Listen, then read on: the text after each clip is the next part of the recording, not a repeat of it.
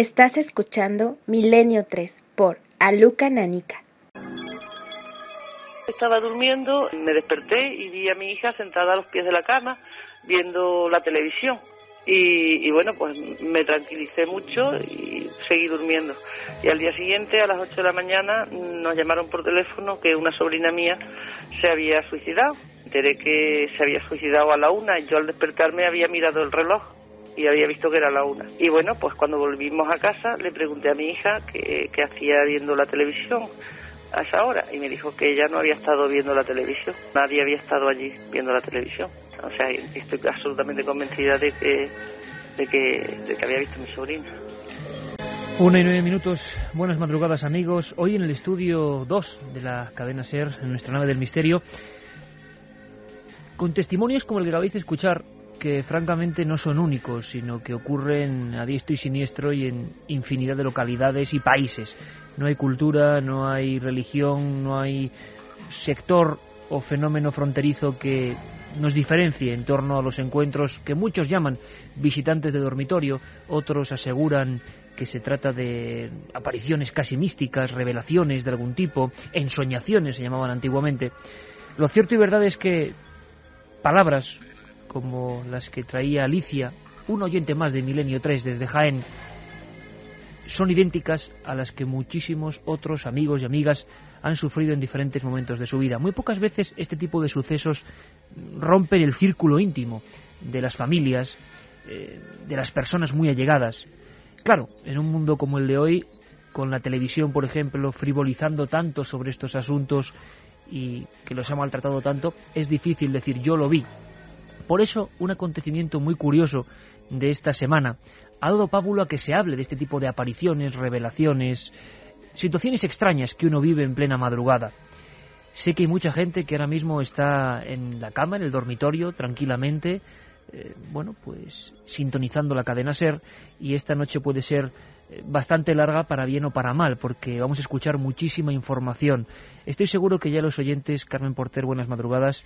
Buenas madrugadas, Iker. Están sabiendo por dónde van los tiros. Ha habido un acontecimiento muy concreto, muy peculiar, muy significativo, y sobre todo ha sido una figura de tal relevancia a nivel popular y en los 5 continentes, que todo el mundo, sin saber qué ha pasado, qué ha dejado de pasar, rectificaciones, no rectificaciones, pues al final lo que se queda es con la pregunta de, bueno, ¿este hombre qué le ha ocurrido? ¿Qué le ha pasado? Suena raro, desde luego que suena muy raro. Antes que nada vamos a abrir hoy, porque hoy sí que es un día muy especial y lo vais a ir entendiendo, la vía de contacto, Carmen, porque hay uno de esos programas de 2 horas, hasta las 3, por supuesto, donde vamos a intentar recibir la mayor información posible que va a valer para seguir haciendo análisis. Lo hemos hecho con muchos testimonios que teníamos ya de otros programas, donde los amigos de Milenio 3 confiaron en nosotros, escribieron su mensaje al 7640 y así hemos podido saber su historia. Hoy queremos volver a recopilar toda esa gran cantidad de datos que esta noche, estoy seguro, van a verse identificados. Es decir, mucha gente que está escuchándonos en el coche, en la cama, en la playa, donde sea, va a decir, caramba, a mí me pasó igual. Caramba, yo sufrí lo mismo, yo vi lo mismo. Es importante la maniobra de Carmen.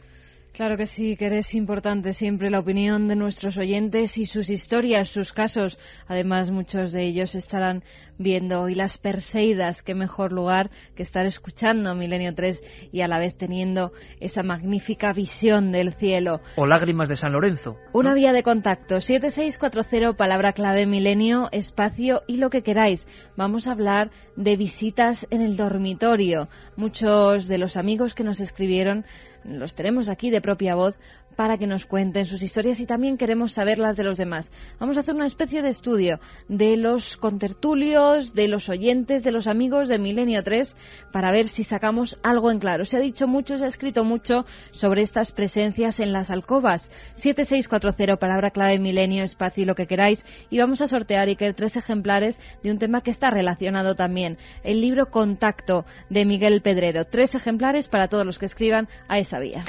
Nunca mejor dicho, Carmen, ese título, Contacto. ¿Con qué se contacta? ¿Qué estamos viendo? ¿Qué ocurre? ¿Qué pasa? Mucha gente habla de familiares que aparecen a los pies de la cama. Algunos son personajes vivos, identificables perfectamente. Otros, sin embargo, son personajes que ya no están, que han fallecido.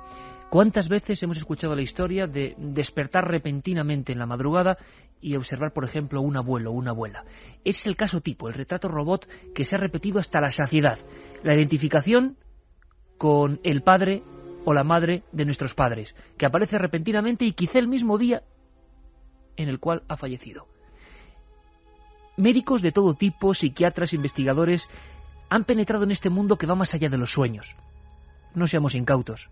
Esto no solo son sueños lúcidos o los sueños vívidos, como dicen ahora. Esto genera una impronta y genera una sensación en el testigo que no se olvida jamás. Tengo en mis manos un libro interesante también, inencontrable, se llama Vida Secreta, David Jacobs. El prólogo es de un premio Pulitzer y doctor y catedrático de Medicina y Psiquiatría de Harvard. Se llama John Mack. Y en este prólogo decía que estaba convencido que el fenómeno que estábamos viviendo, el fenómeno que estaba ocurriendo, que estaba aconteciendo en la sociedad americana, era absolutamente real. Que no hablamos de sueños, que no hablamos de ensoñaciones, que no hablamos de visiones producidas por nuestro propio cerebro. John Mack, Harvard, catedrático, medicina y psiquiatría, recientemente fallecido, Carmen, hablaba de un fenómeno creciente.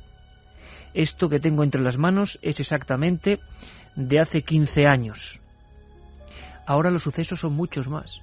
Ahora la gente habla quizá con mayor valentía.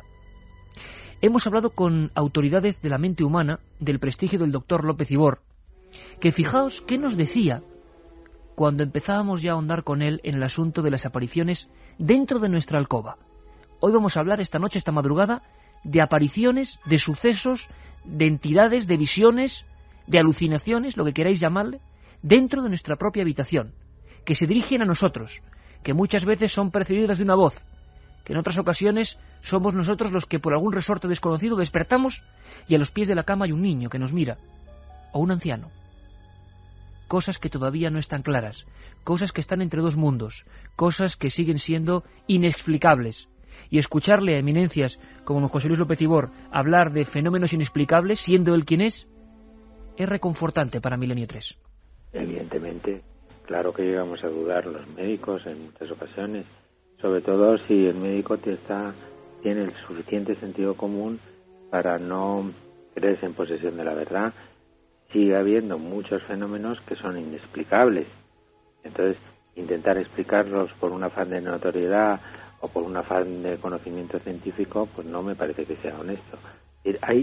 Siempre en la vida hay cosas que son inexplicables para los conocimientos actuales científicos, sin lugar a dudas. 1:17, la nave del misterio sobrevuela un asunto que sé que es particularmente inquietante. Aquí estamos todos, está Juanma Frasquet en la nave del misterio, está Katia Rocha, está Rebeca Collado. Buenas madrugadas, Rebeca. Buenas madrugadas, sí que... La noticia, Carmen, sin duda ha sido las declaraciones tan polémicas, rectificadas, pseudo-rectificadas, misteriosamente rectificadas, diría yo, de Zinedine Zidane, ese fantástico jugador, galáctico sin duda alguna, pero que ha puesto el alma en un puño a muchísima gente, ¿no? Pues la verdad es que sí, nos despertábamos con esa noticia de que había tenido una extraña visita en su dormitorio a las 3 de la mañana, a la que luego decía que no había sido tal visita, que se había malinterpretado, pero lo cierto es que algo ocurrió. Algo le ocurrió en sus aposentos que le ha hecho cambiar su vida, le ha hecho también fichar para la selección o volver a la selección francesa, si no recuerdo mal. Yo no soy muy futbolera, no estoy muy metida en los asuntos del fútbol, pero sí después de leer, claro que sí, después de leer esa noticia, decía, esto es una visita de dormitorio de las muchas que durante mucho tiempo es la visita de dormitorio típica y clásica. Se despierta, ve algo y su vida de alguna forma cambia. Efectivamente, y vamos a escuchar esta noche casos impresionantes como el de un preso británico que vio algo idéntico, por ejemplo, en lo que es la fase de acontecimientos a lo que describía Zinedine Zidane, y bueno, él incluso llega a ver un individuo irreconocible, no es familiar, y entonces un preso peligroso, medio asesino, medio delincuente o delincuente del todo, va y se convierte radicalmente, se convierte en monje. Bueno, este tipo de sucesos antiguamente se llamarían ensoñaciones, visiones místicas. Si vamos a la vida de los grandes místicos españoles, vemos que en casi todos ocurre un fenómeno nocturno, siempre en la noche. La noche nos da cierto miedo, pasan cosas que no comprendemos. El ser humano es un ser diurno, está acostumbrado a valerse por sí mismo, y en la noche estamos indefensos ante quién sabe qué criaturas, decían algunas escrituras antiguas. Bueno, Zinedine Zidane hace unas declaraciones muy curiosas a France Football. La portada de France Football era Zinedine Zidane ya abajo una noche a las 3 de la madrugada, y lo que entresacamos de su hipotética mala traducción es que a las 3 de la madrugada repentinamente se siente anulado o paralizado, que descubre una presencia, una entidad que identifica con alguien familiar, alguien físico. No sabemos por qué él directamente, abiertamente no ha querido hablar o no le han dejado hablar del asunto. Es que ve a alguien que identifica familiarmente, pero ese familiarmente nos suena por el impacto que le produce a él, que quizás sea alguien que ya no está, o que está muy lejos y no puede estar ahí.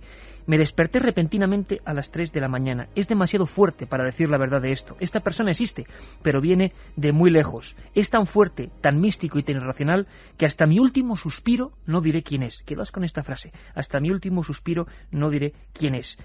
A partir de ahí, una especie de mensaje o de algo hace cambiar su vida. Bien, pongámonos en que luego Zidane, después del revuelo que se monta, dice que no, que era un hermano, aunque he vuelto a escuchar, gracias a Rebeca, la grabación de ese día, y al final casi no dice casi nada de casi nada, porque es una cosa muy curiosa. El impacto, Rebeca, es porque Zidane no es un futbolista, aparte de ser prestigioso y conocido en los 5 continentes, lo que cuenta es de un impacto brutal. Yo os puedo decir que en los correos electrónicos nuestros hemos recibido decenas de mensajes de personas que habían sufrido fenómenos parecidos, una voz que te despierta, 3 de la mañana, estás solo, repentinamente, y pasa algo que cambia tu vida y que te sientes como paralizado. Es que Zidane, Rebeca, que comparte Milenio 3 con sus labores en el departamento deportivo de la cadena SER, pues no es alguien dado a las bromas, precisamente, ¿no? Sí, no es un futbolista cualquiera, y de hecho él rompe con todos los tópicos de las estrellas del fútbol. Zidane no es ni extravagante ni caprichoso, él es una persona muy tímida. Además, él prefiere hablar en el campo a hablar fuera, no es un futbolista de muchas declaraciones. Sus orígenes además son muy humildes. Zinedine se llama Zinedine Yazid Zidane, nació el 23 de junio de 1972 en La Castellane, en un barrio de la periferia de Marsella. Es hijo de argelinos, Yazid, así le conoce su familia. Pues se crió en un barrio muy humilde de inmigrantes. Su padre trabajaba en un supermercado para mantener a sus 4 hermanos, y de ahí pues creó un calor que le acompaña ahora y tiene un profundo sentimiento familiar. Así que Zidane no es una persona a la cual le pegue inventarse un tipo de historias. Y más que nada, a mí lo que me llama la atención es como un día de repente cuenta una historia y al día siguiente no tiene nada que ver, ¿no? De un día es de Además las lo 3 habéis vivido, ¿no, Rebeca? En el sentido claro. siguiente.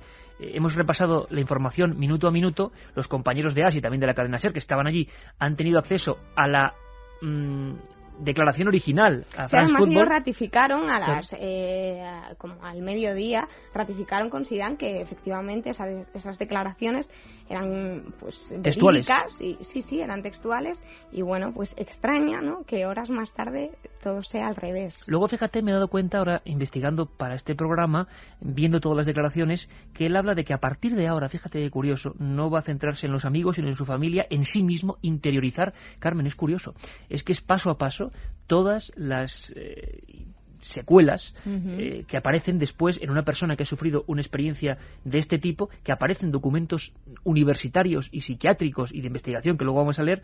Es voz que te despierta o sensación que te despierta, familiaridad o persona que crees que está en tu habitación cuando, ojo, no puede haber nadie, mensaje de algún tipo que nadie va a conocer, y desde luego después, si esto es así, por supuesto, y nosotros creemos en lo que dice Zidane, si dice que es su hermano, pues será su hermano, no entendemos por lo tanto tanto impacto, es algo tan fuerte que no se puede obviar, y que repentinamente al primero que se pasa casi, ese periodista de France Football, se lo cuentas porque no puede reprimirlo más. Cuando alguien le pasa una visión de este tipo, es difícil que lo reprima más, pero sobre todo, y lo más importante, cambio radical, interiorización, cambio de vida. Efectivamente, esos son los pasos normalmente que se ocurren en este tipo de fenomenología. Hay variaciones, hay personas que no escuchan nada pero sienten como alguien les observa desde algún punto de la habitación. Lo que sí es común en todas es esa paralización del cuerpo, y cuando por fin logran empezar a moverse, parece que lo hacen en cámara lenta. Siempre dicen lo mismo. Parecía que era una cámara lenta, una película, pero el tiempo va corriendo, porque incluso hay personas que se fijan en sus despertadores, en sus relojes que están al lado de la mesilla, y ven que esos minutos van pasando y ellos no pueden hacer nada. Tienen a alguien que les observa justo enfrente. La mayoría de las veces se trata de familiares, y otras personas también lo relacionan con viajes astrales, con personas que astralmente, desde otro punto separado totalmente del lugar donde está la persona que está teniendo la vivencia, hace un experimento, sale de su cuerpo y se presenta en este otro lugar. Una bilocación, que era lo que se llamaba en la antigüedad, el estar en dos sitios en el mismo momento, en el mismo segundo, en el mismo minuto. En la época de el inicio, por ejemplo, la Edad Media, los místicos cristianos hablaban también de súcubos e íncubos, visitas en mitad de la madrugada que a veces eran gratificantes, agradables, pero en otras se traducían en una secuela también de síntomas que seguro que muchos amigos que vamos a leer sus mensajes han vivido. Presión en el pecho, alguien que te ahoga, alguien que en mitad de la noche notas que te está poniendo las manos o algo encima de ti para asfixiarte. O incluso ven cómo el colchón se hunde ante el peso de alguien que no ven. Normalmente este tipo de apariciones también son semitransparentes, es como una nebulosa, a veces con luz, la mayoría de las veces con una luminosidad que desprenden, y sobre todo ese peso, o encima suyo o alrededor, en la cama, en alguno de los sillones que tienen alrededor de la cama. Las fuentes cristianas de su tiempo hablaban de eso, súcubos, íncubos, siempre relacionando los asuntos de la noche, las apariciones con lo diabólico. Sin embargo, y no lo hacemos a Zidane, y dejándolo aquí como anécdota realmente, sea lo que haya pasado, que ni entramos ni salimos, este asunto de Zinedine Zidane se ha reproducido en todos los periódicos del mundo. Por lo tanto, todo el mundo ha vuelto a hablar de cosas que ocurren tipo aparición en la noche. Nos han dado pie para preguntaros a vosotros, y vosotros mismos, también en toda España, ha habido una especie de pequeño terremoto de gente que ha querido contar su experiencia personal. Como en el cristianismo se habla de súcubos, íncubos, apariciones, ensoñaciones, en el Islam, el gran desconocido en el misterio, se habla de jinnas, de djinns, y lo hacen la misma cultura originaria del propio Zidane, muy creyente en estos asuntos habitualmente, el mundo bereber. Para hablar de eso tenemos un documento de nuestro querido compañero Juan Jesús Vallejo, que acaba de rodar ahora América Mítica con Televisión Española y que conoce muy bien el mundo de los bereberes. Es decir, no es una cultura baladí ni mucho menos en el asunto del misterio y de las apariciones en plena noche. Los jinnas y los djinns son criaturas que se pueden aparecer en nuestro propio dormitorio y que, según el punto de vista islámico, son demoníacos. En el Corán, en la sura número 4, se habla de que Dios, cuando estaba creando el mundo, pues intentó crear con una serie de figuras de barro cocidas con un fuego divino a los primeros hombres. Pero este primer experimento le salió mal y entonces creó toda una serie de seres grotescos, digamos, que serían los jinn o jinnas, de la palabra viene a significar lo mismo. Y entonces, pues es una tradición que se encuentra de una forma ancestral en el pueblo bereber, pero que también podemos encontrar en los pueblos árabes que hay hasta Arabia Saudita. Se viven mucho más fuerte en la cultura bereber que en la cultura árabe, quizás porque los pueblos bereberes del norte de África siempre estuvieron arraigados en un desierto tan inhóspito como misterioso, ¿no? Entonces se vive pues de una forma, digamos, diaria, ¿no? Ya que, por ejemplo, cuando alguien va a hacer su casa, pues echa unos chorros de leche en las 4 esquinas que está edificando, pues para que puedan beber los jinn y ahuyentar los malos espíritus, que no entren dentro. A los jinn siempre se les contenta con ofrendas. Hay, por ejemplo, 2 montañas en Marruecos, en la zona del Atlas, que son el monte Yagur y el monte Rat, donde todavía hoy se celebran algunas peregrinaciones para dejar ofrendas a los jinn y que dejen tranquilos a las mujeres y a los niños sobre todo. ¿Estás preparado para lo que pueda venir? Milenio 3, con Iker Jiménez y todo su equipo. En 1987, 2 libros provocan un cataclismo en el panorama literario norteamericano: Communion, de Whitley Strieber, e Intrusos, de Bud Hopkins. En ambas obras se daba luz verde al nacimiento de un nuevo misterio: los visitantes de dormitorio. A partir de ese instante, decenas de miles de personas confesaron sus experiencias en un aluvión sin precedentes. Gente de toda condición y cultura tenían un nexo común. Una noche cualquiera, frente a su cama, algo desconocido había cobrado forma.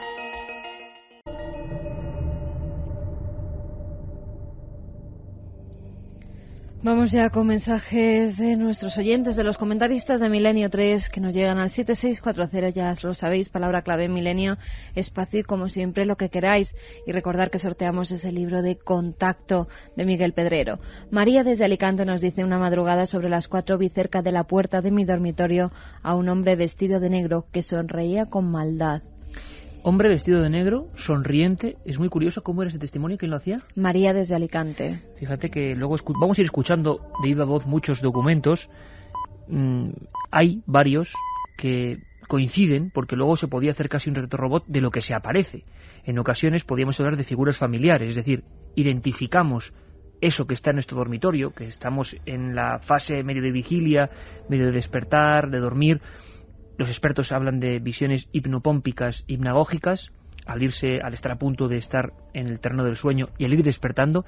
Y hay una franja ahí que nadie sabe qué pasa, que pueden ocurrir la presencia, pueden acontecer este tipo de sucesos.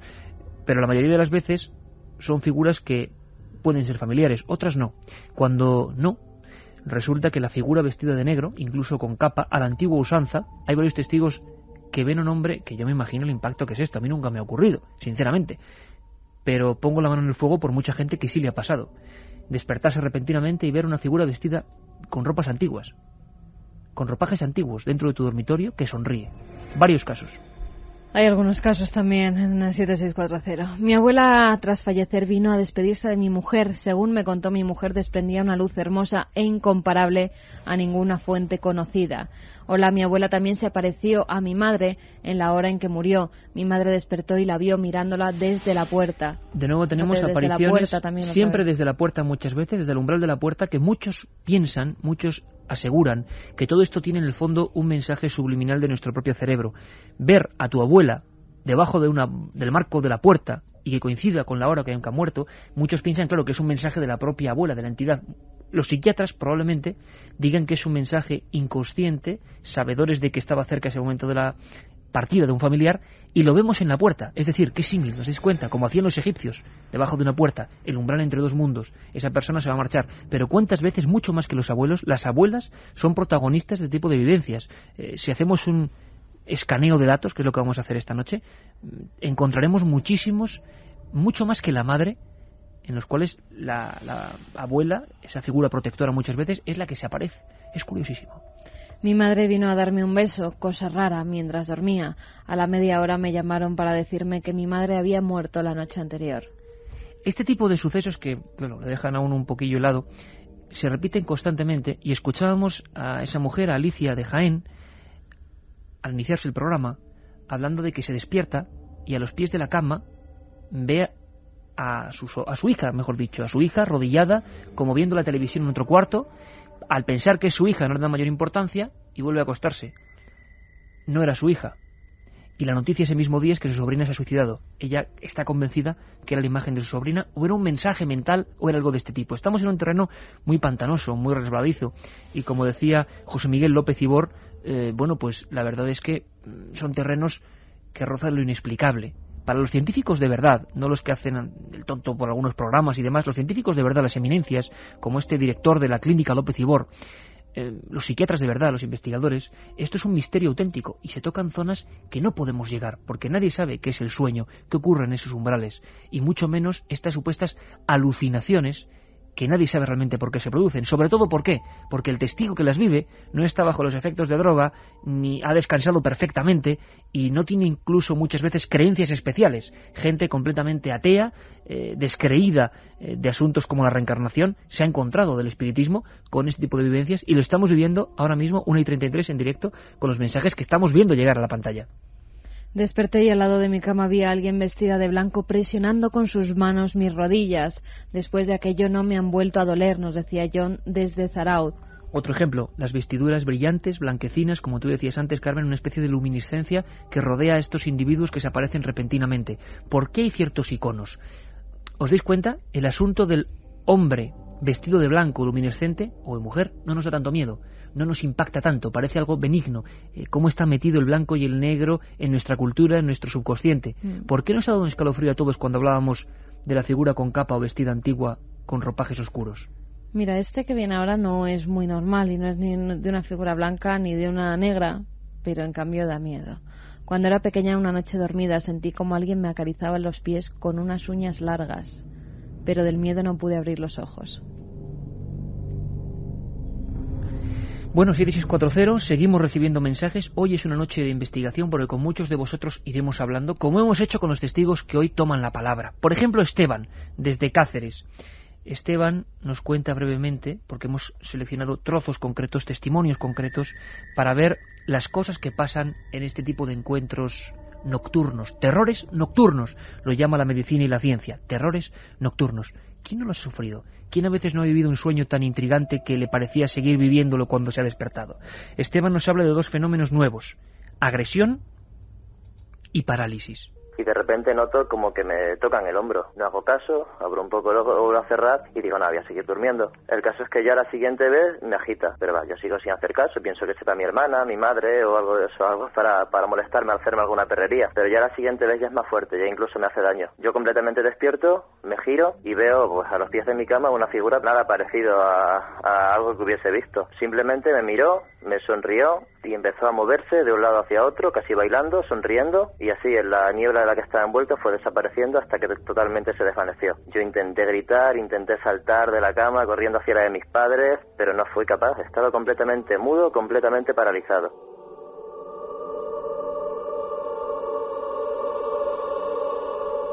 Milenio 3 continúa ahondando en los testimonios de este fenómeno social auténtico, como decía el profesor de Harvard, John Mack, bueno, una realidad latente, indisimulable, que está ahí, y mucha gente coincide. Y decía él, gente que no puede haber tenido contacto entre sí, gente que describe diferentes fases, pero que se reproducen casi como si fuera una escalera de la lógica. Van pasando una tras otra. En algunos casos se llega a más, se llega a sentir esa opresión. Hay gente que llega a sentir un cuerpo encima del suyo, con lo cual las religiosas antiguas, hablábamos del medievo, en el siglo XVI, sobre todo el XVII, fue proclive a estos sucesos, hablaban de súcubos, de seres diabólicos. Claro, ¿con qué lo iban a identificar? Que se metían en los conventos, que se metían en las celdas, en las habitaciones, y que intentaban violar, profanar el cuerpo de aquella gente. Claro, cada uno, a su nivel cultural, reinterpreta los hechos que tiene alrededor. Hoy hablaríamos de lo mismo, ¿no? Por ejemplo, en los años 80-90 se produce esta ola de libros norteamericanos que relacionaban esto, por ejemplo, con el asunto de los ovnis, o más que de los ovnis, de seres de otro mundo, no espíritus, sino de otro mundo, que son capaces de llegar a nuestra propia alcoba. Algo difícil de creer, sinceramente, pero que provocó encuestas impresionantes con miles de casos. Todos se repetían. La figura que se veía era más bien pequeña, más bien baja, siempre a los pies de la cama. Claro, ¿hasta qué punto, Carmen, el pánico no colapsa las mentes y se empiezan a repetir historias de miedos y terrores nocturnos? Lo decía el doctor López Ibor, hay muy pocos niños hoy en día, 2005 en España, por ejemplo, que tengan miedo a las brujas. Es una terminología, es un personaje que ya no consideran propio. Ya no estamos en la sociedad rural, ya no da miedo la bruja que hace sus pócimas quizá en una especie de chabolo de afueras del pueblo. Ahora lo que da miedo puede ser un androide, una figura, un espectro o más que nada un extraterrestre. Hubo auténticos pelotazos literarios como el de Whitley Strieber, que era una persona tan normal como otra cualquiera, hasta que un día empezó a sufrir una serie de extraños acontecimientos y sus libros provocaron un impacto mundial. Tan es así que en Estados Unidos empiezan a surgir comités psiquiátricos y de psicólogos para auxiliar a las personas víctimas de estos terrores nocturnos. Ya no hablamos de que alguien ha tenido una pesadilla, no. Hablamos de que personas se repetían en su mente una y otra noche las visiones y que no les podían casi ni dejar obrar habitualmente en su vida cotidiana. Es decir, que esos terrores de cada noche les habían condicionado su quehacer. Estaban ya haciéndoles la vida imposible y entonces se convertían en un problema físico, auténtico. ¿Podemos saber quién es Strieber? Sí, Strieber nació en 1945 en San Antonio, en Texas. Estudió artes en la universidad de su localidad y guión en la Escuela de Cine de Londres. En los años 80 se convirtió en un afamado escritor de novelas de ciencia ficción y de terror. Gracias a sus escritos sobre una serie de vivencias personales, también se convirtió en el abducido más culto y famoso del mundo. ¿Abducido? Es como muchos le titularon, abducido, esas personas que dicen haber sido secuestradas por entidades extraterrestres.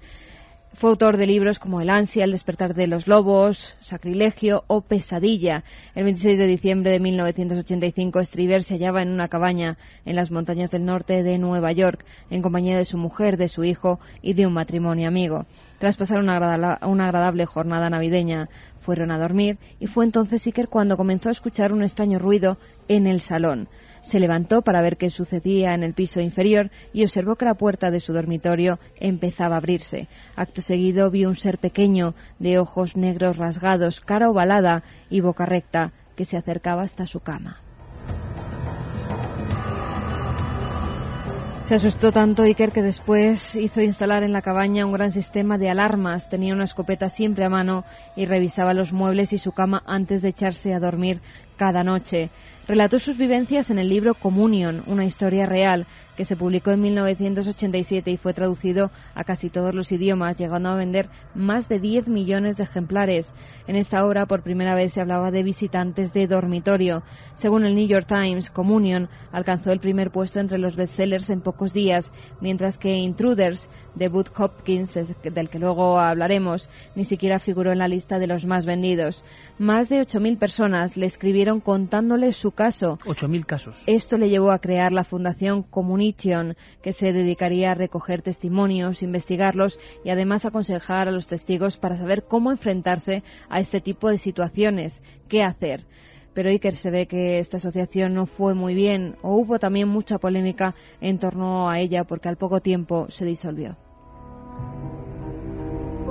¿Qué dice la ciencia? No los escritores, que pueden tener más o menos éxito, pero bueno, simplemente lo que hacen es hacerse eco de un problema que afectaba, dicen, en aquella época a millones de americanos.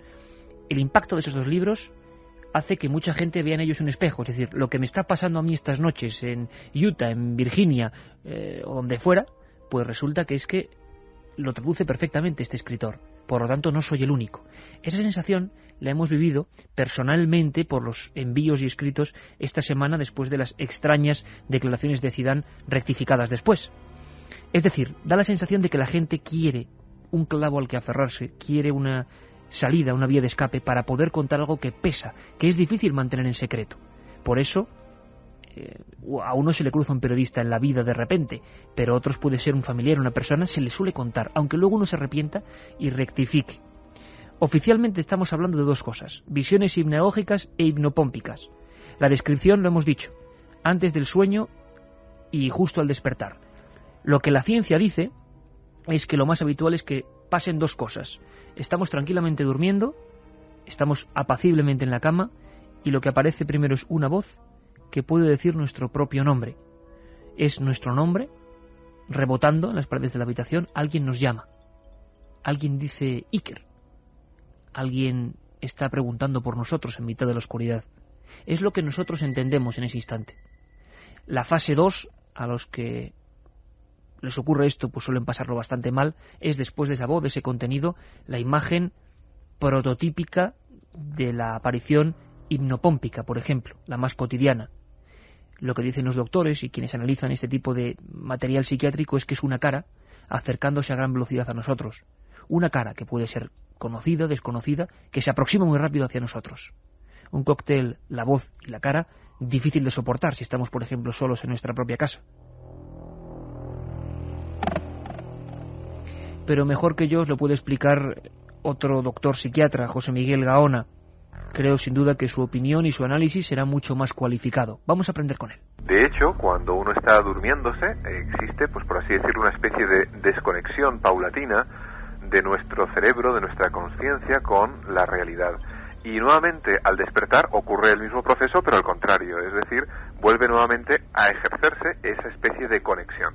Entonces, en un momento dado, en el que todos los sentidos no están perfectamente conectados, armonizados con la realidad, por ejemplo, en el mismo momento del sueño, pues pueden provocarse una serie de alucinaciones que de luego se llaman hipnagógicas, y por el contrario, en el momento del despertar existe otro tipo de alucinaciones que son las hipnopómpicas, y son muy descritas, de hecho, a lo largo de la historia, en la literatura.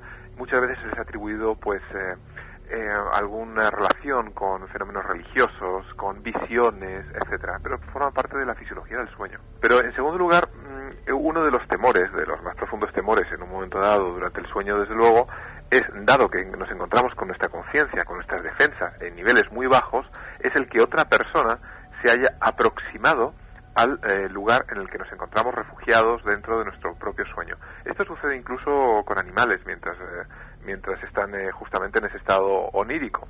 Ahora bien, justamente muchas personas, además, cuando se encuentran, especialmente además en el momento del despertar, es decir, cuando coinciden las alucinaciones de tipo hipnopómpicas, pues sufren también de una verdadera parálisis.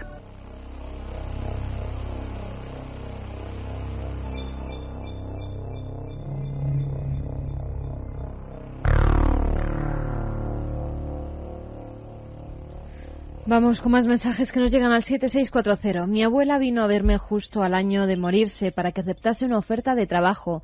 Aquella decisión cambió mi vida, nos dice Jesús desde los Barrios.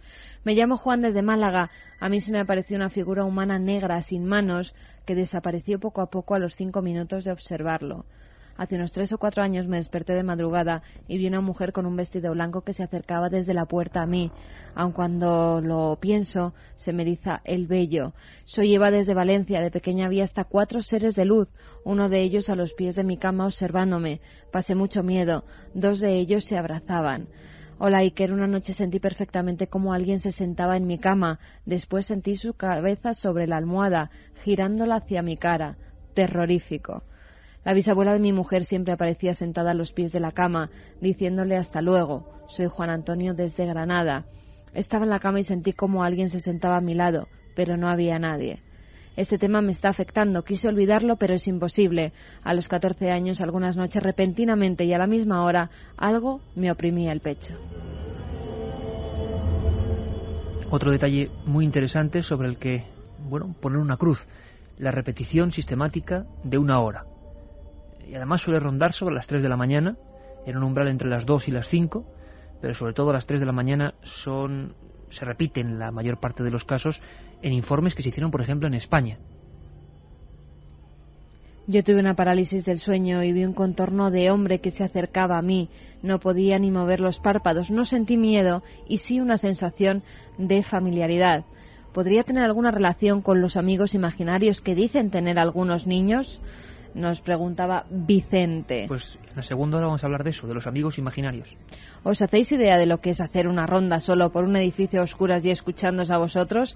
¿Por qué no puedo apagar la radio? Yo también veo sombras. Yo siempre pensé que la primera vez que viese un visitante de dormitorio me asustaría. Llegó el día, no me asusté y volví a dormir. Pero no quiero que vuelva a suceder, nos dice Julio. Carlos desde Granada, lo que es increíble es que el hermano de Zidane vaya a las 3 de la mañana a decirle que vuelva a la selección. De pequeño sentí una noche como una mano me tocaba la espalda en mi cama. Movía sus dedos alternativamente. Duró unos segundos, pero el miedo me paralizó. Bueno, y está una especie de elenco de terrores clásicos que creo que nos identificamos todos con ellos porque alguna vez los hemos pensado, imaginado, soñado. Lo cierto y verdad es que todo esto no viene de ahora, ni mucho menos. Yo creo que hay que indagar varios siglos atrás. Y hay que hacerlo con autoridades mundiales, por ejemplo, de la literatura, aunque en pensadores, filósofos, políticos, militares, se han producido hechos, acontecimientos de terror nocturno que han cambiado la vida de estas personas. Estamos hablando no solo por el terror o el miedo que nos puede dar la aparición repentina de algo en nuestra habitación, sino sobre todo de lo que pasa después, de las secuelas que pasan y que ocurren en el interior del ser humano. Estamos viendo cómo muchos amigos que están escribiendo al 7640 y que siguen haciéndolo y van a hacerlo hasta las 3, están aliviándose al contarlo, como este amigo que nos escribía con 14 años le pasó y que no puede olvidarlo. Que hoy hablemos de esto es casi una especie de terapia realmente. Es el único caso, creemos, en el que ocurre esto. Ya no hablamos de objetos volantes no identificados, de misterios del pasado, no. Hablamos de cuando el misterio está en tu casa y se aparece en tu cuarto. Y además tiene algo que ver contigo, directamente contigo, no con alguien ajeno. Por lo tanto, entendemos que afecta mucho más y queremos tratarlo con un gran respeto. Hacemos un pequeño descanso porque esto está un poco tenso y vamos a viajar para que os hagáis una idea y comprendáis cómo estas ensoñaciones o visiones de terror nocturno han cambiado la propia historia. ¿No me creéis? Pongámonos, por ejemplo, en la época en la que Dante realiza su obra magna, la Divina Comedia. Parece ser que no pudo acabarla del todo, que hubo lo que se llamaban 13 cantos, 13 partes, que no se encontraban por ningún lado. Se sabía que Dante las había escrito, pero había perecido y nadie conocía el lugar exacto, la ubicación de la mansión donde estaba esa pieza que podía encajar perfectamente en un puzzle que, fijaos, hoy es una de las piezas maestras. Lo que cuentan sus contemporáneos, los contemporáneos de Dante, es sorprendente. Parece ser que hubo una escena de visión nocturna. Nos lo recordaba el querido amigo, escritor y editor Jesús Callejo. Lo hacía a colación de su libro Enigmas literarios. Y disfrutamos mucho conociendo cómo una visión de dormitorio, pero de hace unos cuantos siglos, cambió la historia de un libro mágico que hoy podemos tener en las manos gracias a ese extraño episodio. Escuchamos a Jesús. Los 13 últimos cantos no llegan a aparecer, no se llegan a editar cuando él le sorprende la muerte en septiembre de 1321.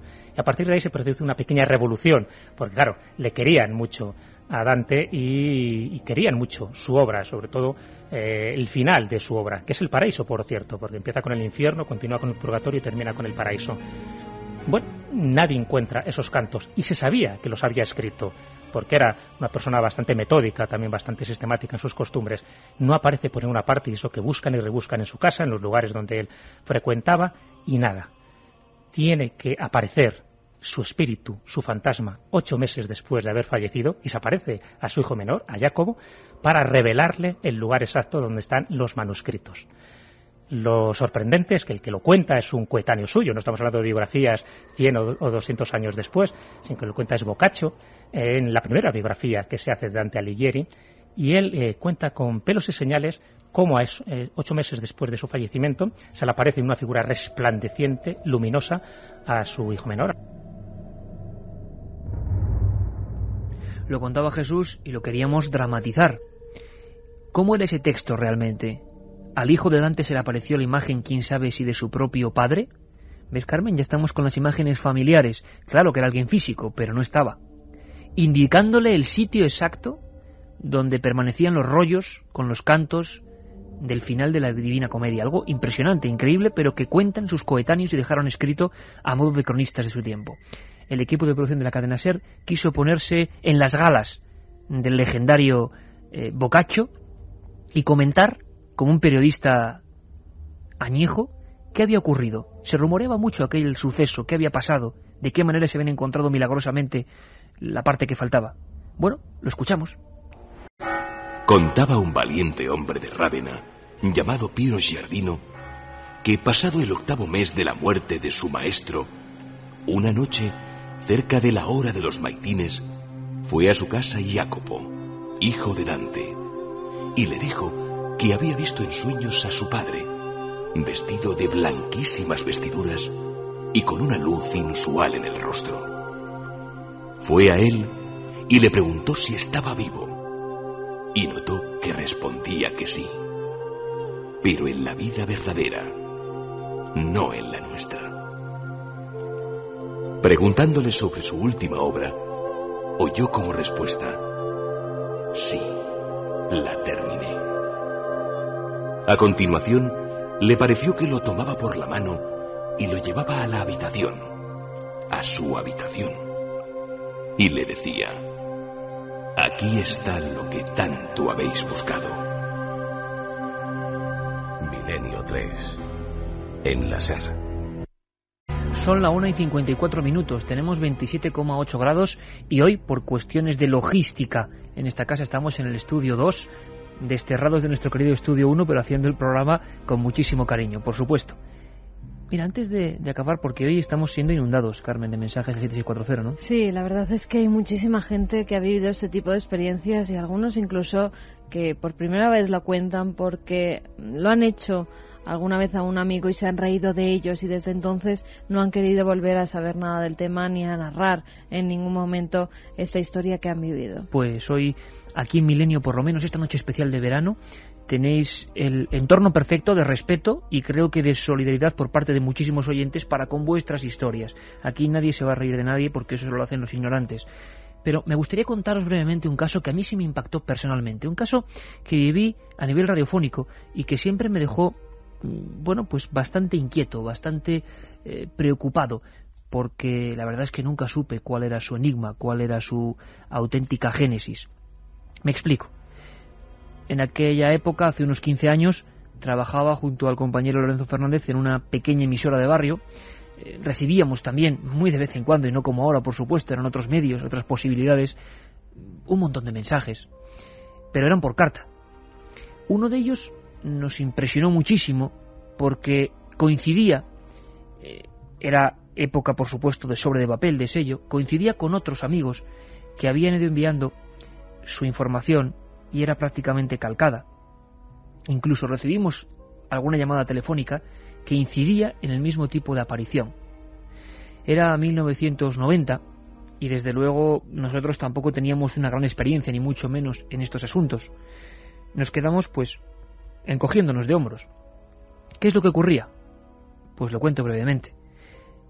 En aquellas noches de invierno de noviembre, varias personas se habían despertado más o menos a la misma hora, en torno a las 3:15 de la madrugada, y habían descrito exactamente lo mismo. Algunos de ellos adjuntaban dibujos, croquis. Uno era un médico. 2 personas eran, bueno, uno taxista y el otro trabajaba en un mercado. Había un chico universitario que estaba haciendo derecho. Es decir, era un elenco, creo que eran 8 o 9 personas en total, de lo más diverso, no se conocían entre sí para nada, y lo guardamos con mucho celo aquella información. Se despertaban repentinamente porque escuchaban algo, creían escuchar algo. Algunos, como hemos explicado antes, identificaban que lo que sonaba era su propio nombre. Alguien que les llamaba. Claro, por ejemplo, en el caso de uno de ellos que vivía con su familia no había ningún problema. Alguien se había despertado, ocurría algo y acudía. Pero varios de los testigos empezaban a sobresaltarse porque eran muy conscientes de que vivían solos. Y alguien dentro del cuarto les llamaba por su propio nombre. Lo siguiente que nos contaban era una sensación terrible de frío. Un frío que había entrado en la habitación. Lo contaban de diversas formas, por supuesto yo estoy haciendo un resumen. Cada oyente, en aquel caso, no describía todo como si fuera un retrato robot, ni mucho menos, sino sí que sería sospechoso, pero entresacábamos que lo que habían notado después de esa llamada, de esa especie de alocución misteriosa, era un frío mucho más allá de los rigores del mes de noviembre en Madrid, un frío que helaba la sangre, que les dejaba paralizados. Ese sería el tercer periodo, una especie de rigor en todas las extremidades, no se podían mover, se sentían atenazados en la propia cama. La sensación era bastante angustiosa en ese aspecto. Lo siguiente que describieron, y esto sí que nos sorprendió de verdad y nos dejó sinceramente impactados, fue que aparecía una especie de nebulosa o de sombra, ellos la describían así, al final de la habitación. No dentro, no en el lugar que ocuparía un visitante, sino muy cerca del techo. Muy cerca del techo. Y si me está escuchando Lorenzo Fernández, sabrá perfectamente a qué me estoy refiriendo y recordará los miedos casi juveniles, pues esto ocurrió hace más de 15 años, que tuvimos pensando en aquel caso. Lo que veían era una figura parecida a una especie de ensotanado, o de monje, o de individuo con capa, o chubasquero, decían otros, muy cerca del techo. Qué visión más absurda, evidentemente es una alucinación. Y lo dejamos ahí. Seguro que era una alucinación. Lo que pasa que la tuvieron 9 personas en el mismo periodo, unos 9 días. Nosotros no contamos nada en antena y sin embargo nos habían escrito sus cartas, sus dibujos. Eran personas que en 2 gestiones pudimos identificar que no se conocían para nada. Bueno, ese es el enigma vivo, puro y duro de este tipo de sucesos. Claro que pueden ser ensoñaciones, claro que pueden ser imaginaciones, pero a veces coinciden de forma absolutamente milimétrica. ¿Os ha pasado a vosotros? Ahí tenemos el 7640. Quizá, Carmen, alguno de esos oyentes que hace 15 años me escribía en aquella radio, hoy también nos está escuchando. Tenemos una hora de investigación en vivo con personas del prestigio, del doctor en psiquiatría López Ibor y tantos otros que van a instruirnos sobre estos terrores nocturnos. Acompañadnos. La otra realidad. Milenio 3. En la SER.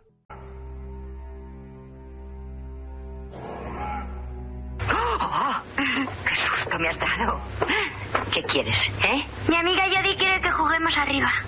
Jody, ¿la ves? Bueno, Jody, tú puedes subir y jugar un rato. ¿A tu amiguita también le gustan las galletas? Creo que no. ¿No? A jugar.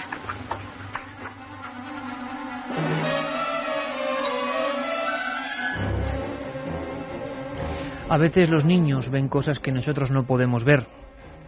A veces identifican a un amigo, a un señor bajito como ellos, que vive en esa casa que han ido a alquilar sus padres repentinamente. Esto nos contaba la historia de una de las películas más terroríficas que recientemente se hizo un remake, La morada del miedo, pero que originariamente es Amityville, un caso clásico mítico del que hemos hablado, que nace con la matanza de una familia, la masacre por parte de un muchacho, un joven, Ronald DiFeo, y los sucesos extraños que se producen a raíz de esa increíble historia. 6 cadáveres en ese lugar, un embarcadero, y a partir de ahí toda la familia empieza a vivir fenómenos extraños, y como es lógico, los investigadores se centraron en lo que le pasaba a los padres. Pero los niños también son protagonistas, lo que pasa que a veces los olvidamos. Los niños ven cosas. En Amityville lo que vio una de las niñas era una especie de figura que dibujó en el libro de Jay Anson, célebre libro llamado Terror en Amityville, y su dibujo de verdad que es inquietante. Es una especie de cerdo, es puesto sobre 2 patas que se aparecía en la ventana y a veces entraba dentro de la habitación. Precisamente la visión de una serie de cosas parecidas es lo que hace que a los 28 días la familia Lutz, que habían alquilado esa casona grande con embarcadero en el 112 de Ocean Avenue en Amityville, pues se marchan. Directamente no aguantan más, creen que es la gota que colma el vaso y se marchan. Los amigos invisibles, así los hemos conocido a lo largo de la literatura, de los tratados médicos. ¿Son solo ensoñaciones? ¿Son solo meras fabulaciones de los niños que tienen una imaginación muy desarrollada y que están activos en ese tiempo, aunque nosotros hagamos más o menos caso? ¿O es que los niños tienen una percepción y ven cosas que nosotros ya no podemos ver, pero hemos visto en una época? ¿Qué opináis vosotros? El doctor López Ibor opina esto. Eso es una imaginación, porque lo necesitan, porque en el fondo es como una especie de llamada de atención, que están buscando su sitio en el mundo. Entonces, para dialogar con otras personas, les resulta más fácil inventarse un personaje que no dialogar con los seres normales, porque a veces los seres que están a su alrededor somos difíciles de entender para un niño. Entonces inventan el amigo invisible y entonces van dotando al amigo invisible o a los objetos en personas que viven, o sea, en seres que viven. Un niño juega a lo mejor con un muñeco y al muñeco le da vida. Y eso es muy frecuente en los niños hasta que se va desarrollando y va madurando su personalidad, entonces ya no necesita de esos apoyos.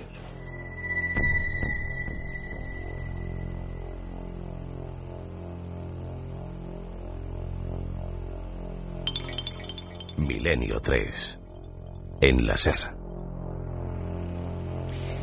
El ambiente sonoro, por supuesto, el del maestro Juanma Frasquet en La nave del misterio. Carmen, amigos invisibles y también a veces apariciones de niños, es decir, lo que se ve es un niño. Muchas veces la visión de un bebé erguido, de un bebé caminando a 2 patas en la habitación, a 2 piernas, a 2 patas. Sí, pero en este caso es otra cosa diferente y a la vez terrorífica, porque cuando le pasa a un adulto puedes hacer algo, aunque normalmente las articulaciones no te responden, ni los músculos, no puedes moverte, pero tú eres una persona adulta y puedes más o menos racionalizar esa visión. Pero cuando José de Valencia, por ejemplo, ve a un niño rubio mirando a su hijo en su cuna, claro, se despertó, le dijo que quién era y lo que quería, y el niño le miró y desapareció. Es un caso terrible, Iker.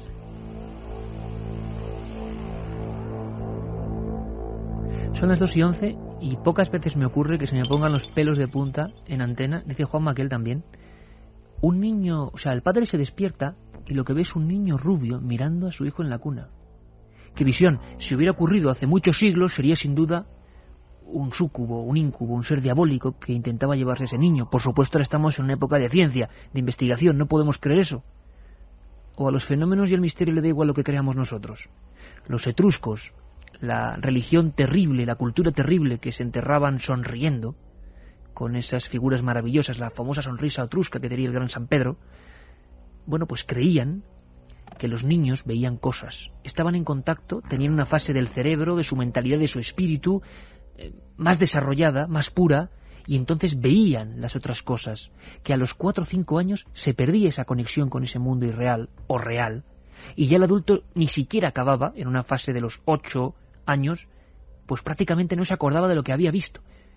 Y entonces en el recuerdo se confunden sueños. ¿Vosotras recordáis, Rebeca, lo que veíais, por ejemplo, a los 4 años? Es difícil, ¿no? 4 o 5 años. A mí me cuesta recordarlo. Yo ¿Y sí, Carmen? yo sí. Siempre manos negras en mi habitación. Siempre manos negras. O sea que hay iconos que uno no sabe... entraban desde una de las ventanas que tenía. ¿También alguna ensoñación de ese tipo o alguna visión, algún terror nocturno, no? Yo sí que recuerdo, pero lo de las manos negras, Carmen, me ha dejado... Sí, cada uno pues tenemos nuestro pequeño estigma, ¿eh? Está claro. Sí, sí. Terrores nocturnos, visiones, una anciana que se acerca, igual una visión que de niño nos provoca miedo y que se repite. Pero claro, lo que está muy claro es que el cerebro del niño hay un momento en que se transforma y va olvidando esas cosas. ¿Pero fueron reales?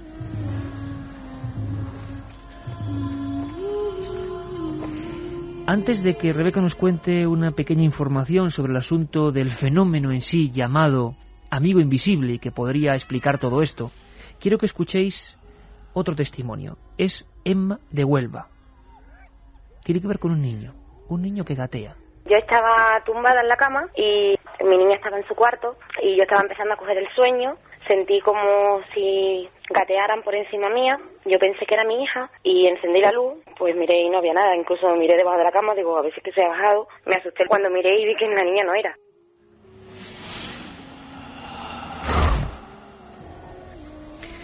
Bueno, igual hay que pedir disculpas por este programa. Estamos en verano, emisiones especiales y dentro de nada la próxima temporada.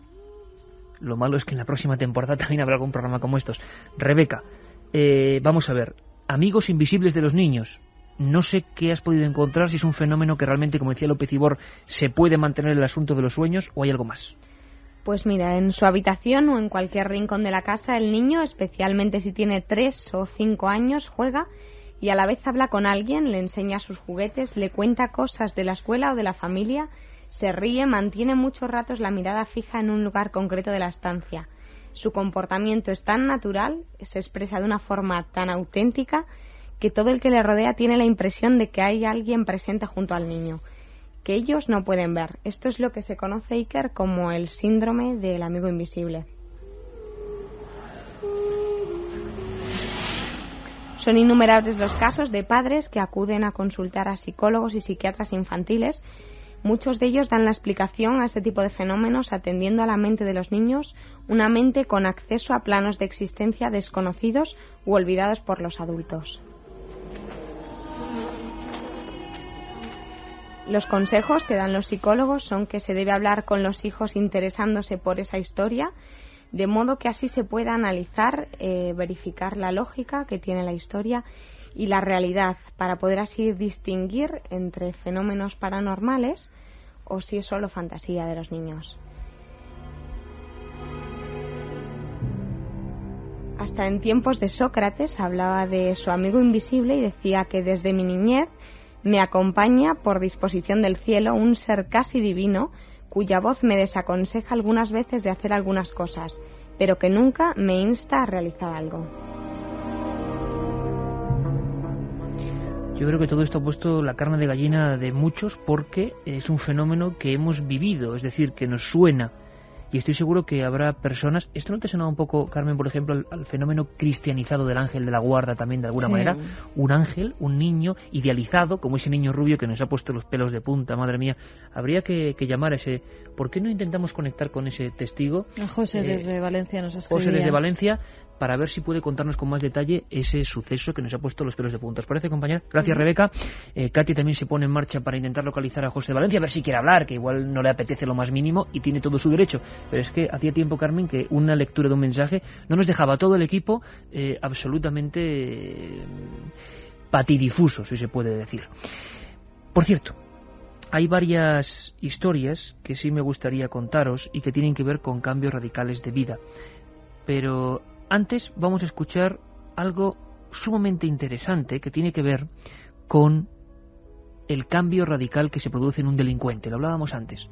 Fue un libro que se llamó Un mensajero en la noche, de María Vallejo Nájera, una excelente escritora, que pudo acceder a la entrevista con un preso británico, considerado peligrosísimo, y que repentinamente a las 3 de la madrugada recibe una visita. Todo el proceso que le ocurre es igual que lo que decía Zidane antes de retractarse. Pero él llega a ver una figura. ¿Cómo era esa figura en mitad de la celda de una prisión? Escuchamos. Me dijo que era un ser lleno de luz, que tenía apariencia humana, llevaba como un vestido largo blanco del que emanaba muchísima luz Y yo le pregunté por las alas, las famosas alas. Todos creemos que los ángeles tienen alas, no por nada, sino porque había investigado los acontecimientos de Fátima para poderle investigar a él.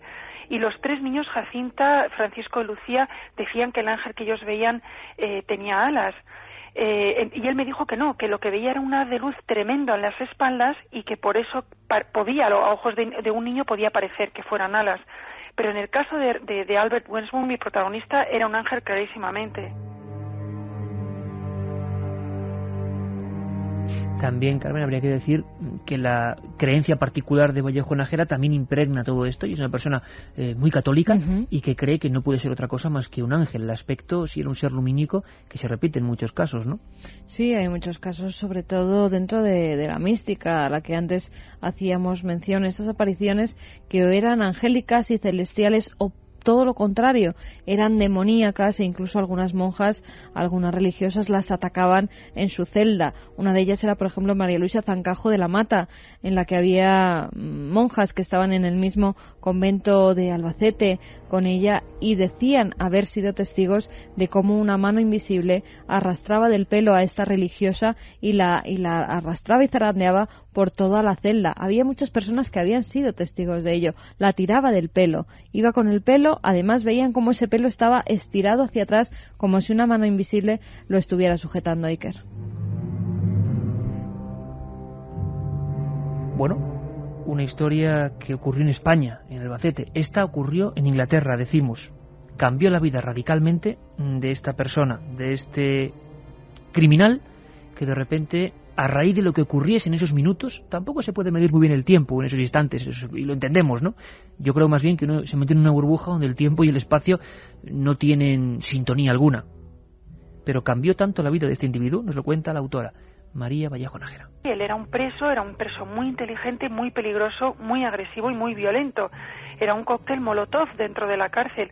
Y que después de vivir esta experiencia cambiara tan radicalmente como para acabar la condena y dedicar su vida a Dios en un convento benedictino. No fue sacerdote, fue monje, que es diferente, ¿no? Pero dedicar su vida a Dios y a los más pobres, obviamente algo le tuvo que pasar. Y algo bueno tuvo que pasarle, porque dejó de delinquir y de asesinar y de cometer un montón de barbaridades para dedicarse a hacer el bien a los demás, ¿no? Por eso yo estoy convencida de que este hombre lo que vio pues fue un ángel, fue lo que él me describió hasta la saciedad. La otra realidad. Milenio 3. En la SER. Son las 2:20 en punto, 26,4 grados, y decíamos, hacía tiempo, Carmen, que un mensaje no nos, dejaba tan impactados. Descolocaba de esa forma. Sí, porque además en los mensajes del 7640, palabra milenio, tienen mucho arte los comentaristas de Milenio 3, desde luego, porque tienen que resumir mucho. José desde Valencia. José, amigo, buenas madrugadas. Hola, buenas noches. Nos has dejado francamente impactados con esa historia que nos gustaría escuchar de tu viva voz, porque es impresionante. Pasa que estoy un poquito nervioso. No te preocupes, porque estamos entre amigos. Somos amigos y los que nos escuchan todos son amigos. Y estoy seguro que han sentido algo parecido. ¿Cuándo te ocurrió esto, José? Pues hace 1 año y medio por ahí. ¿Hace año y medio? Sí, falleció un tío mío, yo lo asimilaba a eso. O sea, falleció y a las 2 o 3 semanas, pues yo estaba durmiendo en mi habitación con mi mujer y el chiquillo pequeño. Y él estaba en la cuna. Y tuve la sensación de que algo nos miraba. Entonces me desperté. No puedo decir que estaba durmiendo porque es que me senté en la cama y todo. O sea, ¿te llegaste a incorporar? Sí, claro, y mi mujer la desperté y le dije, no lo estás viendo. Mi mujer estaba medio dormida y claro, ella se creía que yo estaba despierto. Digo, estoy despierto, pero... Y vi un niño, pues de 10, 11 años, el pelo largo, no le llegaba a los hombros, pero a mitad de altura, a la nuca. O sea, un poquito más bajo. Una melenita rubia. Sí, melenita, rubia, liso, llevaba una blusa blanca y no era como una camisa con botones, sino una blusa de las que se abrochan. ¿Te pareció como vestido de otra época? Sí, como si fuera una blusa de esas de piratas que tiene una cuerda a cada lado. Y de abajo no le vi nada más. También vi como espeso, ¿no? O sea, no veía bien abajo. O sea, como si no tuviera piernas. Vamos, tuviese el tronco del niño cerca de la cuna. En la parte de arriba, la cara que estaba mirando, además estaba de lado, estaba a los pies de la cuna, pero en una esquina. Y entonces estaba de lado mirándolo. Y entonces ya me incorporé y le dije, ¿quién eres? ¿Y qué es lo que quieres? Porque me asusté un poquillo. Y me miró y como si no me hiciera caso, o sea, como si no le hubiera dado a nadie. Se volvió y ahí se disolvió. Ahí se disolvió en esa negrura que tú veías en la parte de abajo. Sí, no, es que no se fue, o sea, se dio la vuelta como si no me hiciera caso y se desintegró. ¿Qué es que miraba a tu hijo? Sí, estaba mirando a mi chiquillo. ¿Y qué sentiste, José, en ese momento tú? Yo qué sé, me dio entre miedo, o sea, porque si me hubiera mirado a mí a lo mejor hubiera dicho, mira, pues no sé, pero al chiquillo pues tenía poco, tenía 4 o 5 meses. ¿Y él no sintió nada? ¿No se puso a llorar? ¿No rompió la escena, digamos, llorando o algo así? Nada. No, él tan tranquilo. Qué curioso. ¿Estaba despierto tu hijo? José, ¿estaba despierto tu hijo? No, él no, bueno, luego se despertó porque yo empecé, pero él estaba tan tranquilo. Entonces no vi nada. Yo me pensaba que era mi tío, pero luego indagando, mi tío, que va, no era. O sea, pero rizado, moreno, y no, que va, no. ¿Y este niño era rubio, pelo lacio y...? Sí, y con melenita. ¿Notaste algo en la mirada, José? Porque en esos momentos imagino que las miradas dicen mucho. Miró como si yo no fuera nadie, como ignorándome. Como cuando miras a una persona que no quieres ver y o sea, no quieres verla, y entonces lo ignoras. Así, y se volvió. No se ha vuelto a repetir ningún tipo de suceso de esta índole, ¿no? Algunas veces tengo algo, pero, o sea, tengo a mi padre que hace poco falleció y de vez en cuando me llama. Cosas así. Claro, que ha habido ya una sensibilidad especial a raíz de ese suceso. José, pues queremos mandarte un abrazo muy fuerte, que no desde luego te implique nada, porque estos sucesos pasan, nadie sabe lo que son, pero no pasa nada malo. Ya. Y sencillamente que ni a tu hijo, ni a ti, ni a nadie le va a pasar nada malo, por supuesto. Son fenómenos que quién sabe por qué se producen, y te agradecemos muchísimo que hayas compartido valientemente tu experiencia y, por supuesto... Sí, porque esto normalmente no se lo cuento a nadie. Claro. No solo a mi mujer, o sea, que mi mujer y mi madre. Normal. Claro, pero luego ves, cuando haces un programa de este tipo, cómo llegan miles de mensajes contando que estas cosas no son aisladas, que le pasa a muchísima gente. Y además, más de la Carmen, que creemos. vamos a ver si hay amigos que pueden decirle algo a nuestro compañero José, han vivido experiencias parecidas y cómo han actuado. Un abrazo muy fuerte, José, y gracias de verdad por a estas horas de la madrugada habernos concedido unos minutos y contarnos un caso que de verdad nos ha impresionado mucho. Gracias, amigo. Vale, muchas noches. Muy buenas noches.